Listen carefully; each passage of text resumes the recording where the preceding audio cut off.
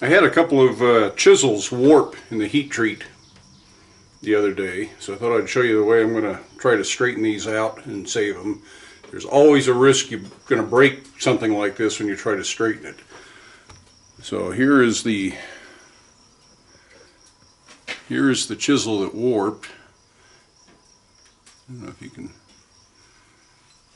see down that or not. It's not severe, but it's just enough to be a problem.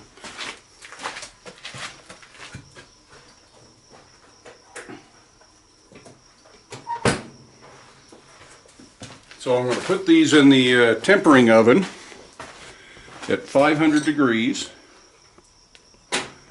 This is the 500 degrees is the same temperature that they were tempered at initially, so I'm not adding any more temper.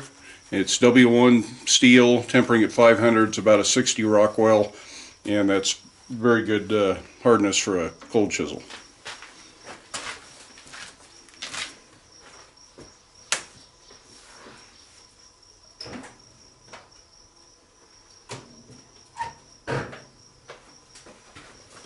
So this chisel's been brought back up to 500 degrees,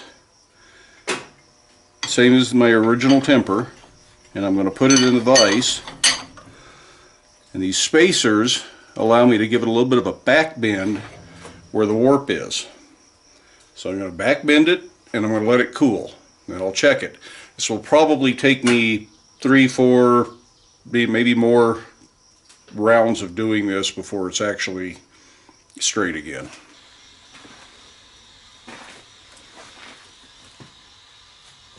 Now this has had about a half an hour to cool. So I'm going to take it out, see what it looks like.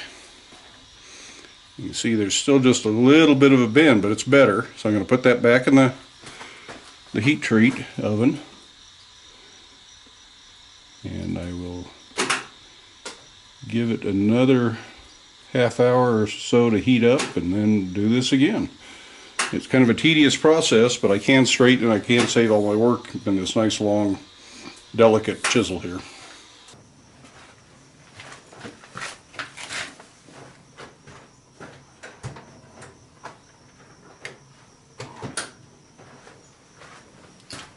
Well, this chisel hasn't cooperated all that well. You can see it's considerably straighter, but it's gone for about a half a dozen trips through the process. So I'm going to get a little bit more serious here.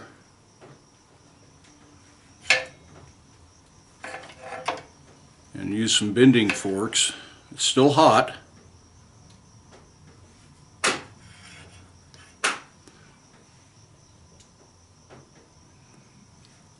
I can put a lot more bend on it this way, but it still really does not want to straighten out.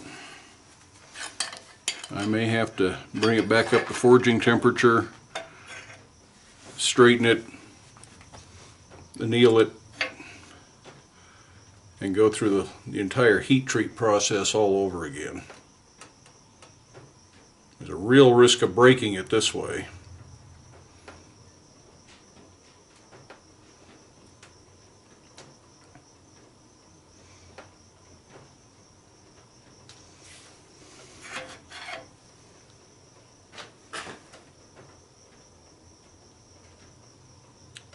And I'm pretty impressed with how much bend that'll take. That's a pretty tough piece of steel, well tempered. It still files with quite a bit of difficulty, so it's good and hard. And this is really kind of what you want for a paring chisel, so I'd hate to lose all this at this point because it doesn't want to straighten.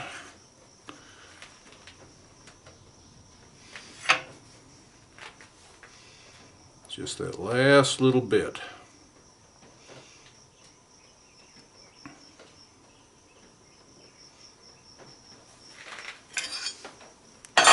That's just almost good.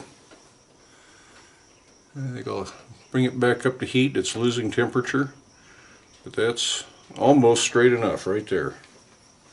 I'll be able to grind just a little wobble out because it's still a little bit thicker than it needs to be, because this should be a real delicate chisel. So one more heat and I'll be back.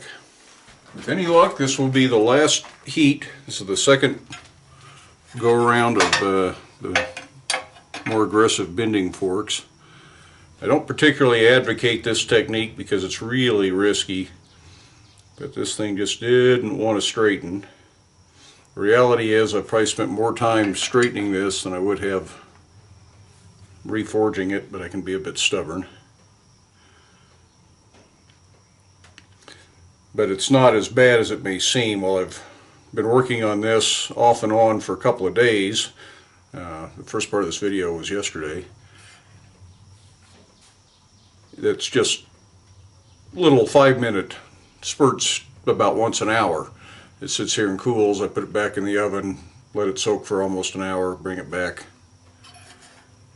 and lock it in the vise, or in this case, work it with the bending forks, and then I go do something else for an hour. So it's not that bad.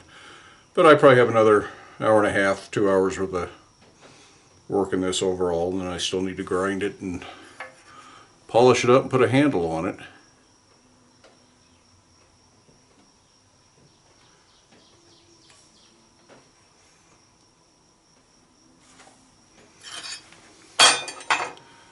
That is just visually nearly perfect.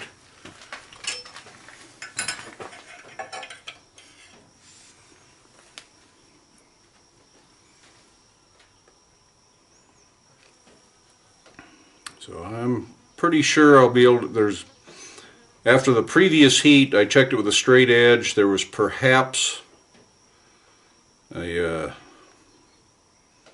1/64 of an inch light gap in the middle of it, so I can pretty easily grind the back flat at that point.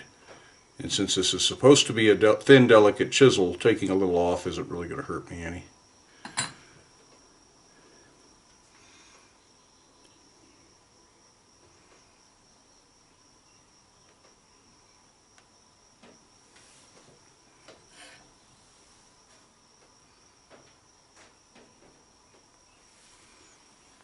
So let me go get a straight edge and we'll see what we can see. And I don't know if the camera will be able to see it or not.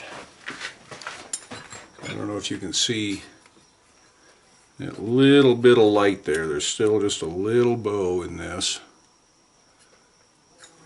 I imagine it's a little bit hard to see. Still got some heat to it.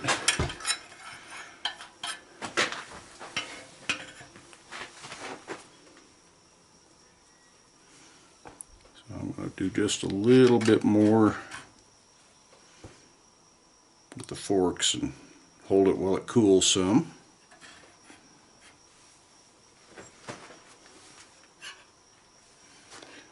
Right like that. So I'm going to hold this for a couple of minutes and let it cool and relax.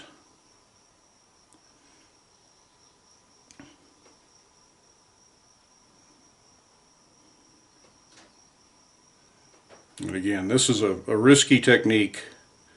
Doing the little spacers at the vise is much less likely to break it.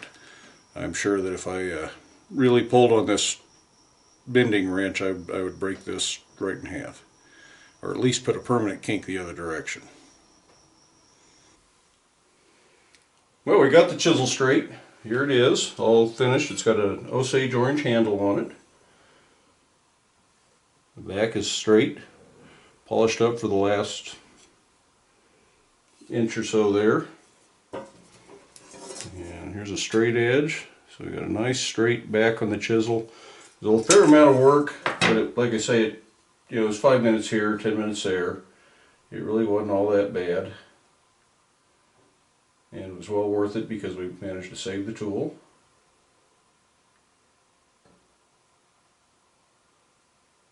So it's a 10-inch paring chisel. And plenty sharp enough to trim some end grain. If I were the customer, I would sharpen that a little bit more anyways, just because it's always a good idea. So there we go.